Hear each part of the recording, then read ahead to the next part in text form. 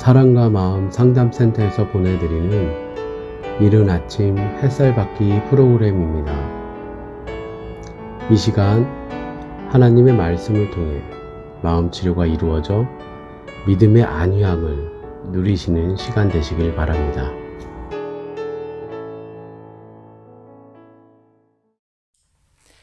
안녕하세요. 정은영 상담사입니다. 오늘 나눌 말씀의 주제는 나는 하나님의 영을 받은 자인가 세상의 영을 받은 자인가 입니다. 목사님의 저서인 참하나님과의 만남에서 나의 영적인 정체성 결정 기준이라는 소제목으로 쓰신 글을 가지고 말씀을 나누려고 합니다. 글을 잠깐 읽어드리겠습니다.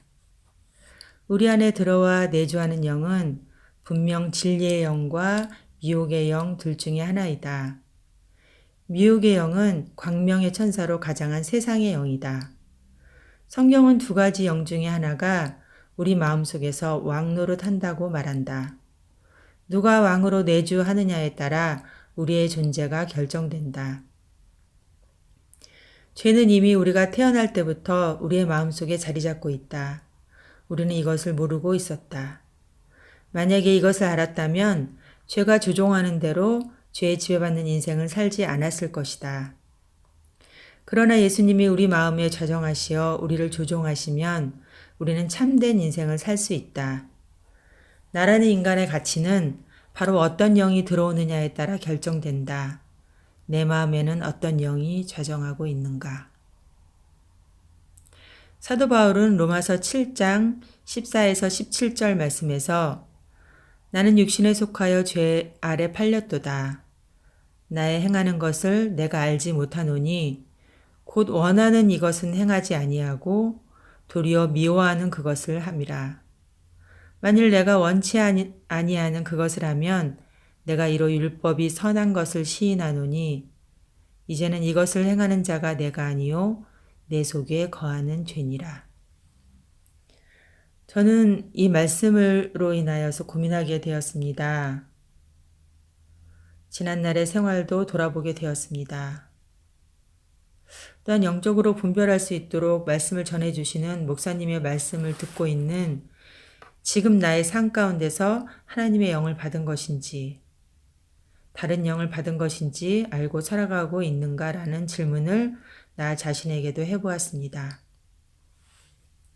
지난날의 신앙생활은 세상의 영을 받아 세상에 속하여 율법적인 신앙생활을 하며 행위의 기준을 지키려 노력하는 율법의 종으로 살았다는 것을 알았습니다. 왜냐하면 나 나름의 기준을 만들어 놓고 죄를 범하지 않으려 했으며 내가 만들어 놓은 기준과 율법에 걸리는 것이 있으면 양심에 걸려서 죄책감을 씻으려고 눈물로 회개의 기도를 하면서 하나님이 용서해 주실 것이라 믿으며 기도 생활도 열심히 했었기 때문입니다. 그러나 지난주 목사님의 말씀처럼 율법적인 신앙생활을 하면 할수록 사랑하는 마음은커녕 점점 강팍하게 메말라가는 저의 마음이 느껴졌습니다. 그리고 사랑이 없는 내 마음이 느껴지면 사랑을 달라고 기도하기도 했었습니다. 마음에 사랑이 없는 것이 느껴지면 더욱더 율법적인 신앙생활에 매달렸고 결국 사랑이 없기에 관계가 깨지는 것을 알게 되었습니다. 지난주에 신학교 학생들과 교제를 나눌 기회가 있었는데요. 그들과 이야기를 나누면서 율법이 강화되어서 하나님 앞에서 바르게 살려고 몸부림치면서 나오는 말들이 느껴졌습니다. 저의 지난날의 신앙생활이 율법의 종로를 타면서 그런 줄도 모르고 있었다는 생각이 들었기 때문입니다. 하나님의 은혜가 나의 원함에 대한 결과로 또는 원함이 이루어지지 않으면 말씀대로 살지 않아서 그래서 신학을 하게 된 이유가 거기에 있는 것처럼 말을 하였기 때문입니다. 사실 저의 말이기도 했습니다. 이러저러한 대화를 통해 참 하나님을 섬기고 있는 줄 착각하게 만드는 미혹된 신앙생활을 하고 있으면서도 기적과 이적을 성령의 역사라고 착각하며 내 존재에 대한 고민은 할 수도 없는 흑암의 상태였음을 알게 되었습니다. 거짓 선지자의 미혹해하는 말씀을 좋아하고 또 불법의 말씀을 진실로 믿으며 나의 탐욕을 채우면서 자기 이로 만족을 삼고 있었던 신앙이라는 것을 서로 모르고 대화하고 있는 게 느껴졌습니다. 개인적으로 저는 친정엄마의 웃는 모습을 본 적이 없는데 유일하게 기억에 남는 것이 화초를 가꾸면서 좋아하셨던 모습하고요. 과일을 좋아했던 엄마를 기억합니다. 친정엄마는 중학생이 되기 전에 외할머니가 병으로 돌아가셨습니다. 그래서 새할머니가 들어오셔서 자녀들을 많이 낳으셨다는 얘기를 들었던 기억이 납니다. 엄마는 지적장애를 가진 저의 여동생 때문에 우울했다고 생각했었는데요. 가만히 생각해보니 외할머니에 대한 상실과 그리움에 많이 우울하고 외로웠겠구나라는 생각이 들었습니다. 사실 돌이켜보면 나는 엄마에게서 정서적 상호작용과 친밀감의 부재를 느꼈으며 내가 원하는 만큼의 만족은 없었던 걸로 기억합니다. 그런데 엄마도 주지 않은 게 아니라 줄 수 없었겠구나라는 생각이 들었습니다. 저 또한 우리 아이들에게 정서적 교감이 오가는 상호작용이 잘 되지 않습니다. 이것이 스스로에게 대해 부족하다 느껴지면 기능적인 부분들에 집중했었다는 것을 알게 되었습니다.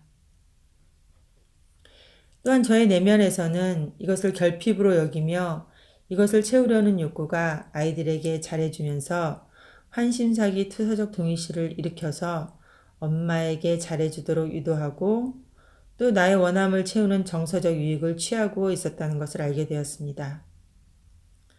나의 불안을 아이들에게 투사하며 불안을 가리려고 통제하고 조종하였는데 이것이 양심에 걸리면 아이들에게 잘해주고 또 마음에 안 들면 화내고를 반복했습니다. 내면에서 작동하고 있는 이 기가 막힌 죄의 지배는 아이들에게 심리적 안정감을 줄 수 없는 변덕스러운 엄마로 아이들의 정서를 불안하게 조장하고 불신의 기준을 만들게 해서 엄마에게 양심의 가책이 느껴지면 자라게 만드는 또 다른 양심의 가책을 만들어주는 기준이 되었던 것입니다.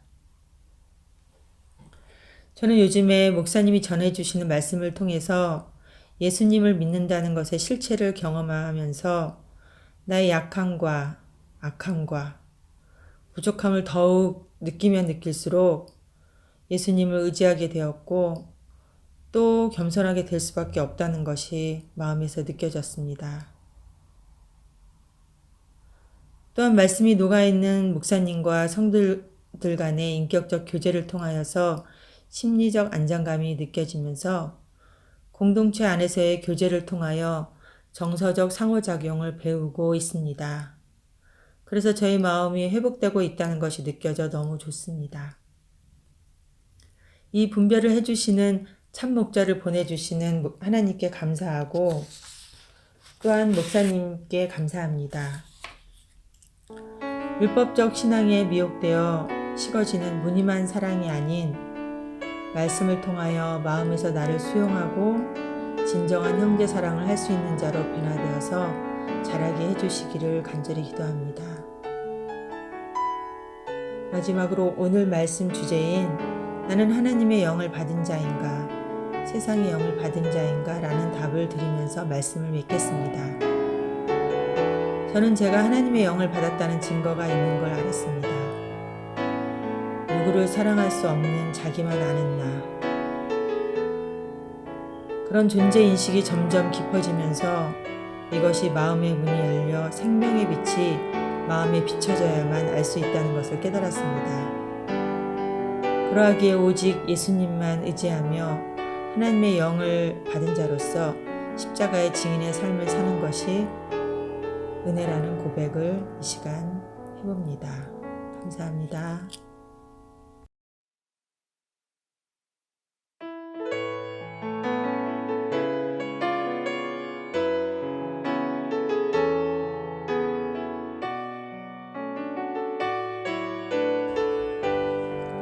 지금까지 사랑과 마음 상담센터에서 보내드리는 이른 아침 햇살 받기 시간이었습니다.